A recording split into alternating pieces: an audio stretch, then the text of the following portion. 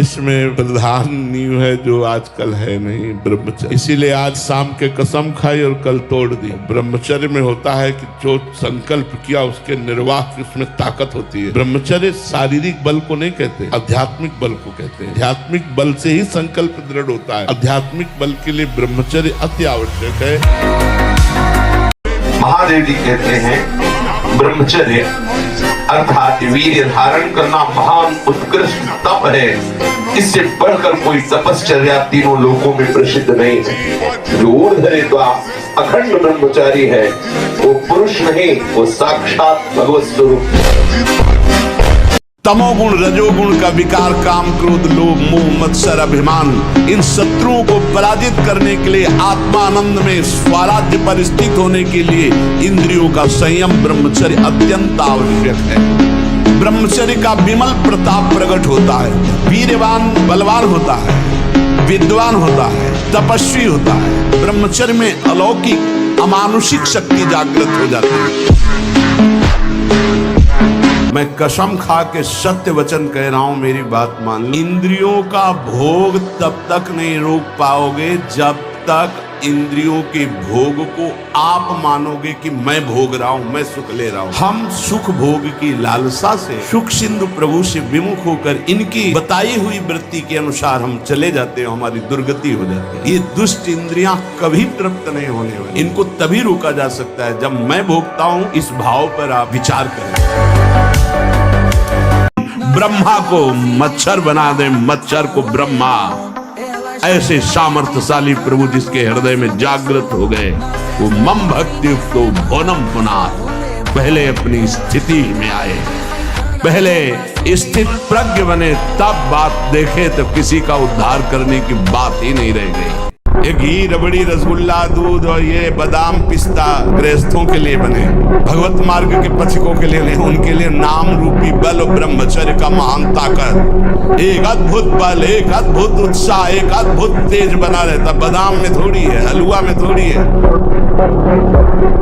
बहुत बड़ी बात है, इसको अंदर से समझ ले। विषयी का संग साक्षात काले सर्प के संग के समान समझो। विषय की अग्नि की चपेट में तुम अध्यात्म शक्ति को भस्म कर दो। अगर आप कोई वासना लेकर इस मार्ग में चलेंगे तो वही वासना माया जानकर तुम्हारे आगे जाल फेंक देगी। उस वासना का संयोग होने पर भागो, ना कि उसको स्वीकार करो। पहले प्रयत्न करो, फिर प्रार्थना करो। पहले बचने की कोशिश करो। जब आपको लगे कि अब गिरा तो फिर भगवान से प्रार्थना कर दो। प्रारंभ से लेकर अंतिम तक फाइनल में जो निकल पाए हो, कोई गुरु का पहलवान होगा, दूसरा कोई नहीं।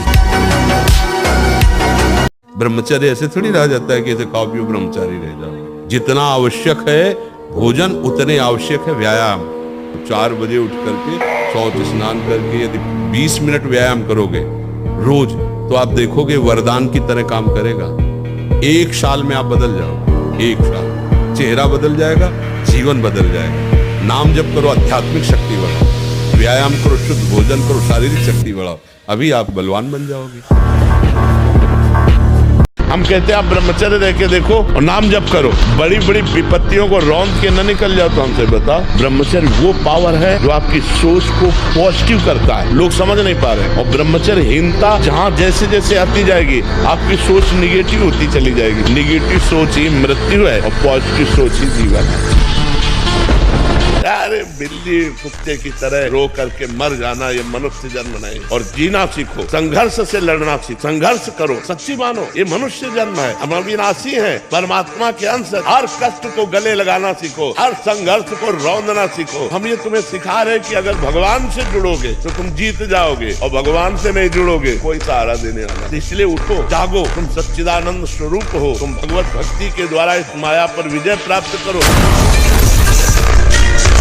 अगर आप 5 वर्ष ब्रह्मचर्य रहे केवल इसलिए कि जो हमारी संतान हो वो बहुत देशभक्त, हरिभक्त, बलवान, विद्वान, ज्ञानवान हो, और आप नियम से दोनों भजन करो, और 5 वर्ष बाद गर्भाधान करके संतान उत्पत्ति के शास्त्र सिद्धांत अगर वो महापुरुष न पैदा हो तो बताना। ये जो लोग कहते हैं ना कि अरे बाबा लोग सब कहते हैं, देख लेना तुम्हारे पुरखा पानी पा जाएंगे। अगर बादाम ज्यादा खाओगे तो लीवर खराब हो जाएगा। देखो कुछ दिन बाद देख लेना। का पालन कीजिए, ब्रह्मचारी बनिए। और हनुमान जी के पास एक ही पावर है, ब्रह्मचर्य। सबसे बड़ी पावर चलेगी तेज, ब्रह्मचर्य से तेज आता है, वाणी में ओज आता है, आकर्षण होता है। ब्रह्मचर्य ही महान सामर्थ्य, परम पुरुषार्थ, भगवत प्राप्ति का प्रबल साधन है। परम सुख का, परम शांति का, परम स्मृति का, महान धृति का ये प्रधान साधन ब्रह्मचर्य है।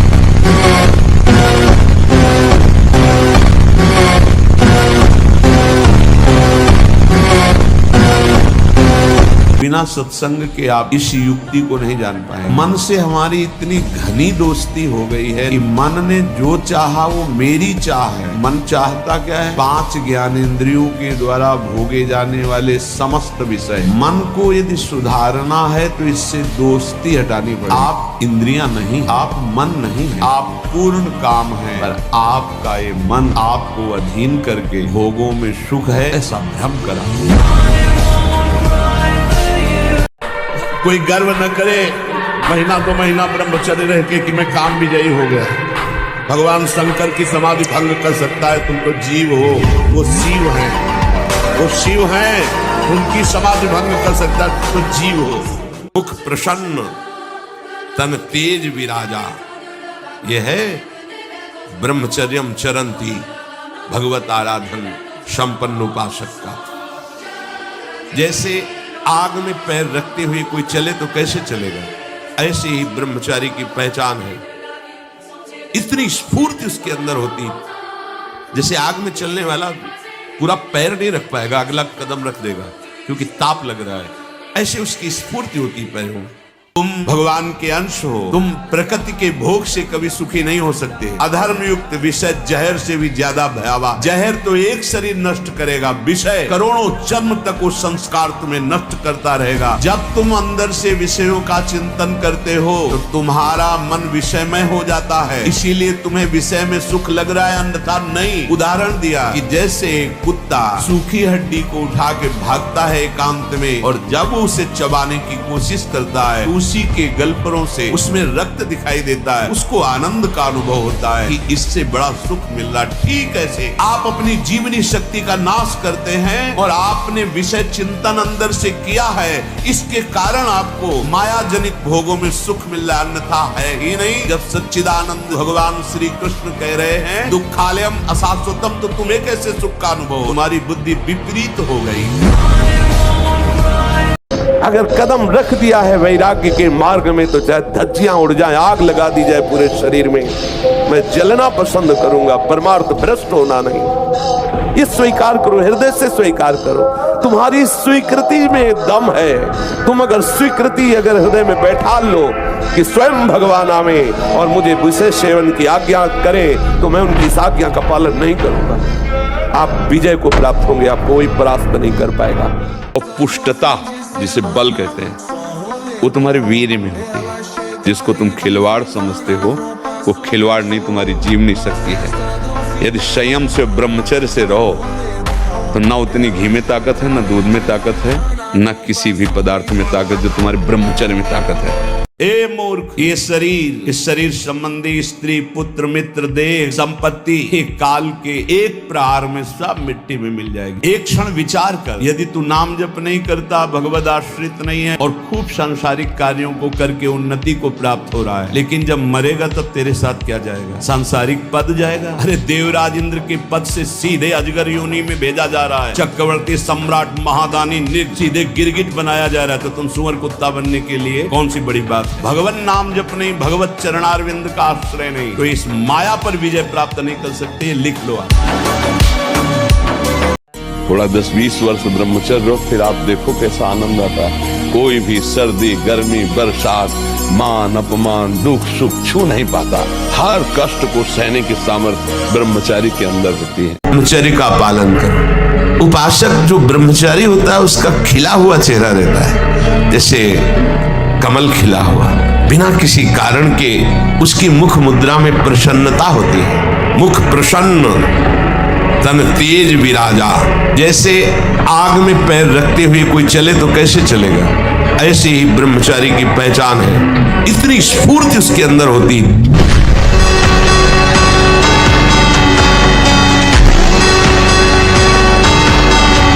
मन को सदैव कुमार्गगामी प्रवृत्तियां अच्छी लगती हैं। इसको रोकने के लिए प्राणों का संयमन करना और ब्रह्मचर्य दो जरूरी है। मन, प्राण, ब्रह्मचर्य तीनों का एक तार कनेक्शन है। ब्रह्मचर्य पुष्ट करने के लिए आसन, प्राणों को सूक्ष्म करने के लिए आहार शुद्ध और प्राणायाम, मन को दंड दीजिए प्राणायाम के द्वारा और वासनाहीनता के द्वारा विविध प्रकार के कर्मों को त्याग दीजिए। मन को यदि वश में करना है, इंद्रियों का अपने गोलकों में स्थिर रखना, मन को मंत्र और नाम में स्थिर रखना। विचलित होना हमारे जीवन में नहीं होना चाहिए। 1000 बार नाली में गिरेंगे फिर भी हम छाती ठोक के आगे बढ़ेंगे। ये मार्ग ऐसे थोड़ी है, गिर गए हल्ला मचाने वाला मार्ग नहीं। अब मैं सूक्ष्मता से देखता हूं कहां से गिरा, क्यों गिरा, कौन सी ऐसी चूक हुई जो मुझे गिरा दिया। अच्छा, हमें लगता है हमारा खान पान बिगड़ा, मुझे लगता है कि ऐसा मेरा चिंतन छूटा, नहीं छूटने देंगे, नहीं खाएंगे ऐसा, ऐसी वस्तु नहीं देखेंगे, फिर आगे बढ़ते। अगर फिर फिसलते हैं फिर हम सावधान हो, अंतिम समय तक हम यही लड़ाई लड़ेंगे। अगर त्रिकाल संध्या करने वाला हो और शुद्ध यज्ञ पर धारण करके आज भी ऐसे, तो परम सत्य वैसे हो जाएगा जैसे ऋषि मुनियों के हिसाब से होता, वैसे बिल्कुल अक्षरशः अंतर नहीं। ब्रह्म मुहूर्त का सही प्रयोग आपको करना है। अगर आप देर तक सोते हो तो ये आपके लिए जहर के समान है, क्योंकि इसके कारण आपकी स्वप्न दोष की स्थिति बहुत बढ़ जाएगी। तो सुबह जल्दी उठना अनिवार्य है। इससे अगला हमारा नियम है कि आपको आहार के नियमों का ध्यान रखना है। अगर आप देर रात से भोजन कर रहे हो और भोजन करके सो जा रहे हो तो आपके लिए ये भी जहर के समान ही है, क्योंकि इससे भी स्वप्न दोष की स्थिति आपकी बढ़ेगी।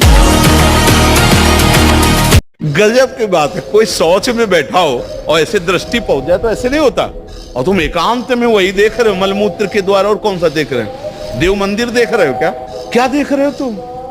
सोच लघु शंका के ही स्थान तो है। कौन सी बहुत बड़ी बात है, उन्हीं से पैदा हुए हो, उसी द्वार से पैदा हुए हो और उसी में देखकर विकार युक्त होकर फिर वही मरना चाहते हो, दुर्गति को प्राप्त होना चाहते हो।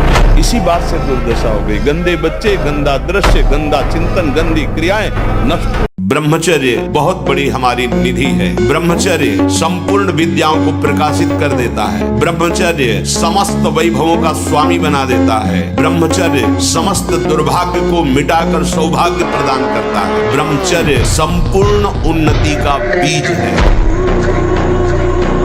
आप समय को व्यर्थ करते हैं कि नहीं? अगर आप ईमानदारी से समय को प्रयोग करें तो 12 घंटे आपको काम के लिए देते, 6 घंटे सोने के लिए देते, 2 घंटे भोजन के लिए देते, 1 घंटे मनोरंजन के लिए देते, 3 घंटे तो फिर भी बचे ना। चाहे विद्यार्थी हो, चाहे किसान हो, चाहे व्यापारी हो, चाहे नौकरी करते हो, कोई भी हो, 3 घंटे भजन में हमें दे दो, कितनी ऊंचाई पर पहुंच जाओगे।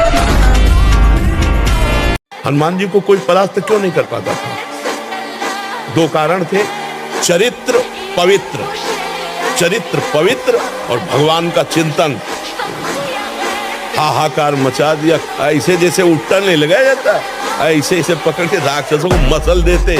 एक घूसे में हजारों को बाल ब्रह्मचारी और भगवान की शक्ति से संपन्न। अब 1 साल ब्रह्मचर्य रहकर देखिए, नमक रोटी खाइए आप, और आपसे अगर कोई हाथ मिला ले तो उनसे बात करना। 1 साल केवल आप ब्रह्मचर्य रहिए, व्यायाम संयम से रहिए, और आपसे कोई हाथ मिला ले तो बताओ, चाहे टेढ़ा को आप उठा के पटक देंगे, क्योंकि ब्रह्मचर्य का बल है।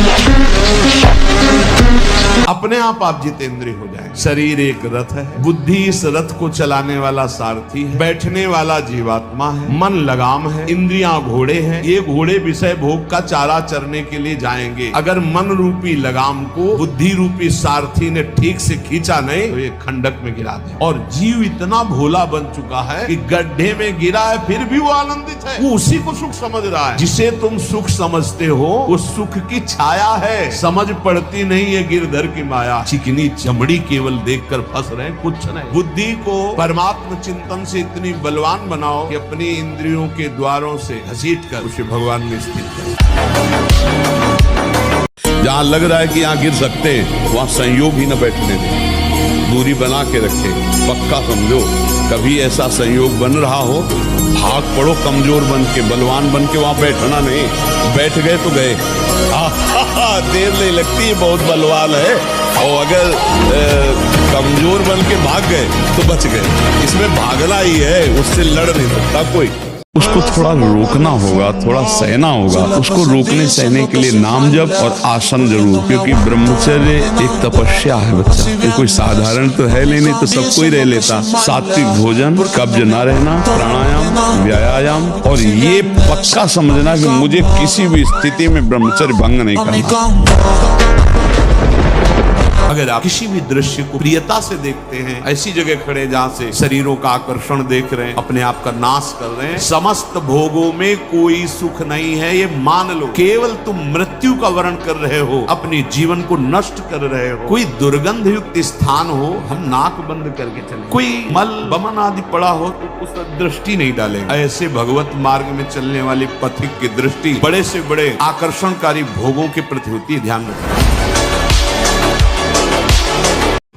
जो ब्रह्मचर्य रहता है उसे शरीर बल, मनोबल, बुद्धि बल, वचन बल, ये सब जागृत हो जाता है। वचन बल जो बोला वही लागू हो गया, जबरदस्ती आपको मानना पड़ेगा।